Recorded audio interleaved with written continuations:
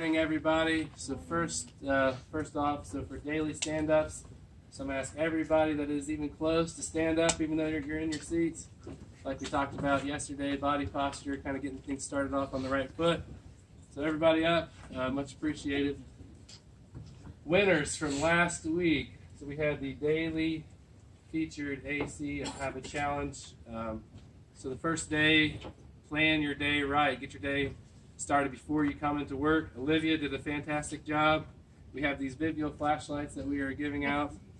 Although Steve said the short version, she said it was short version, it was still very detailed, very well written.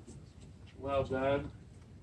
Day number 2 was once you arrive at work, right? Yeah, now that you're at work, how do you start your day off on the right foot?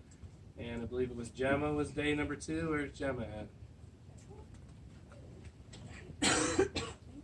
And then day 3 was leaving on a positive note. What's something you were most proud of that you were able to accomplish for that day? Stephanie met all of her goals, as well as provided some great client experiences. Had her not called in 30s down. All of her metrics were in great shape. So those that won for last week and those that win this week as well will be placed into a drawing for an additional prize at the end of the week. We will draw for a winner as well. The event for Thursday, I'm keeping a close eye on the weather. So as long as the weather holds, we'll have some details to share soon for Thursday. And with that, I'll turn it over to Robin. Morning. Today we're going to talk about genuine interest. So showing interest in your client when you're talking with them. The one thing that I've always said was there's an 80-20 rule. Does anybody know what the 80-20 rule is? What is it? Putting me on the spot I here. did. I guess 80% or 20% of your clients are going to give you an 80% return.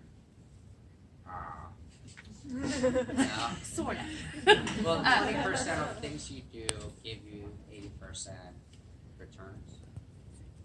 Sort of. 80% of the time you should be listening to your client. 20% of the time that they should be talking. So when you're asking the client questions, you're showing interest in what they're talking about. You should be asking the questions in the way that they talk. If they love their business, they're going to talk about their business. But when you do it in the best way, showing that you care without sounding like you're bored about it. Make sure you're really, truly interested. Do some homework beforehand. Get some idea of things off their website, like they had an anniversary or something. I think Kenzie mentioned that yesterday. Mention that. Say, congratulations, you've been in business this long. What do you like best about your job? What is it that makes you come in the morning? Those kinds of things. Make it personal. I think a couple of my team, I've heard them at times say, I think one had a baby. They had babies. So they brought it up on a call the next time. How are the babies? How are things going? They mentioned somebody was ill. How is that person feeling? That makes them feel like you're listening to them. It's a little more personable versus just asking, how are you doing? Great. How's the weather? Oh, that's great. It's cold here. That's so impersonal. It's good to get that going if you're uncomfortable at the beginning, but keep asking, dig into those questions, make it a little personal. What other types of questions can you ask that could draw some of that out of them? Where are they going after Halloween?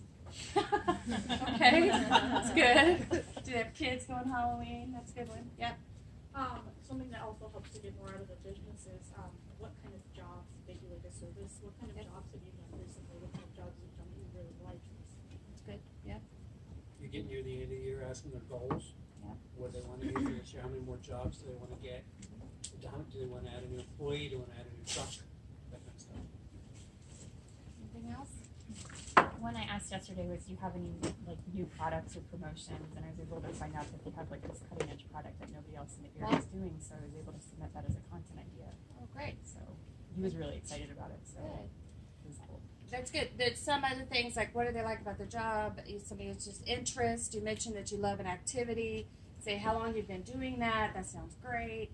Just keep it really personable at that point. So that way they draw that interest that makes them want to talk to you a little bit more. Any other ideas on how you get them to be a little personal with you other than being the same old questions over and over again? Yes.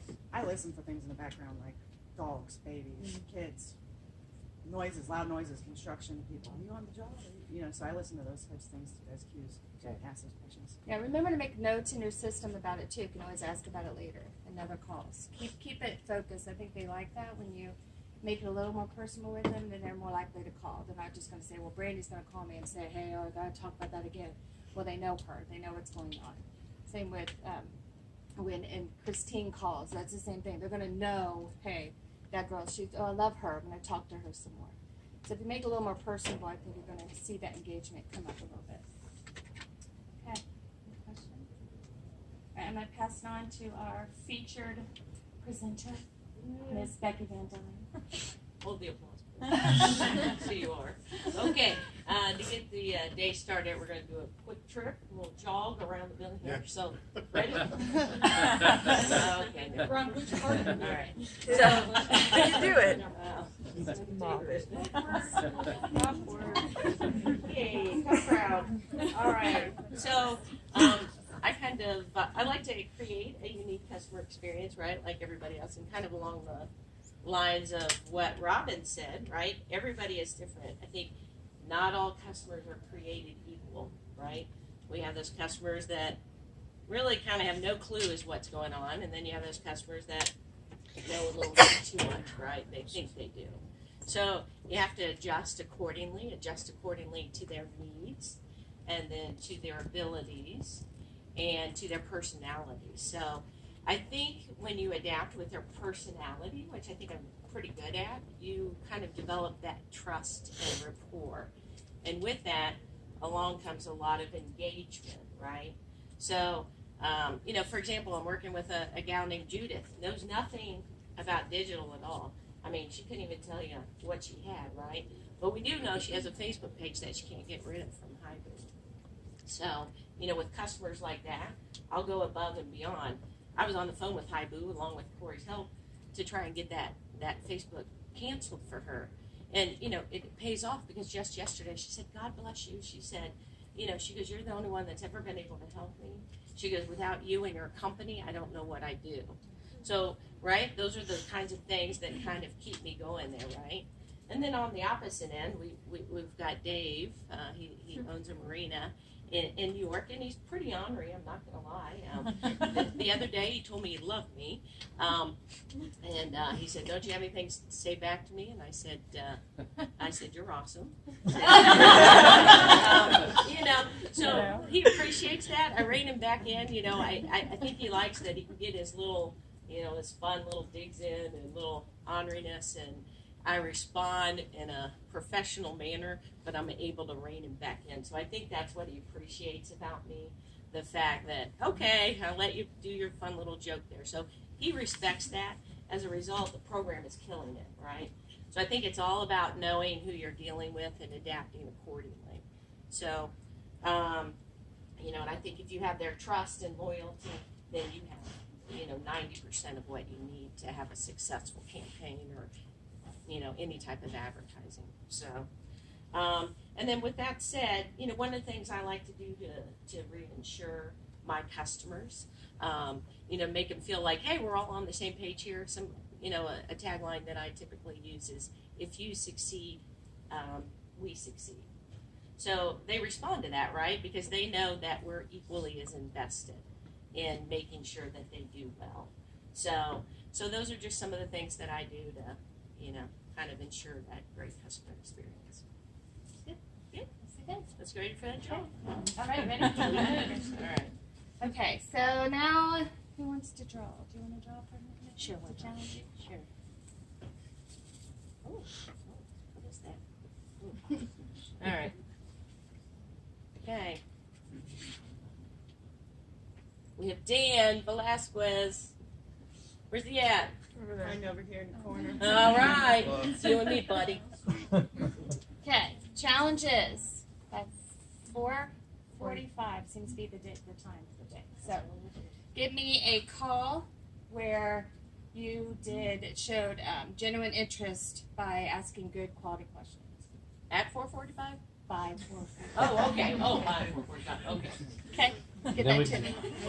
And then 2 quick updates while we have everybody together here as well. So the Facebook API issues, as everyone was made aware, for the most part has been fixed. So setting up new campaigns, starting campaigns, pausing, all of that you are able to do right now.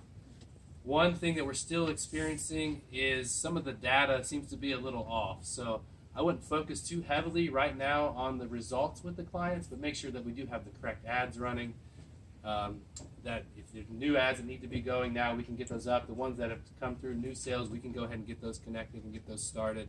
The data fix should be resolved within the next week or so, as Facebook has continued to been working on some of these API issues. So that data piece is still a little off. So they're focusing on that now, and that should be resolved coming shortly. We'll give you guys some updates once that has been cleared. Chris. Michael, is that data, is that just on the feed to our dashboard?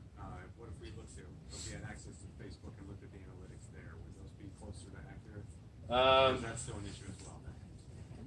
Facebook has had some issues widespread, so at this point I would be cautious with any of the data. Yes, Brandy. Did all the ones that get paused unpause, or do we have to go back and relink all of them? They should have been unpaused. Yeah, you can double check just to be safe, but they should have been unpaused. Yes. And then lastly, today or tomorrow, you should see in the dashboard a new tile for websites has been added. So both Sponsor and our internal sites now has a tile on the marketing platform dashboard. So you can see some stats there for the website. So I'll send the deck out to your managers who will be able to share with you guys in your meetings or send them out to you. That's some exciting news now, as we also have in our own dashboard, marketing platform dashboard, the value of being able to see the website results right there as well.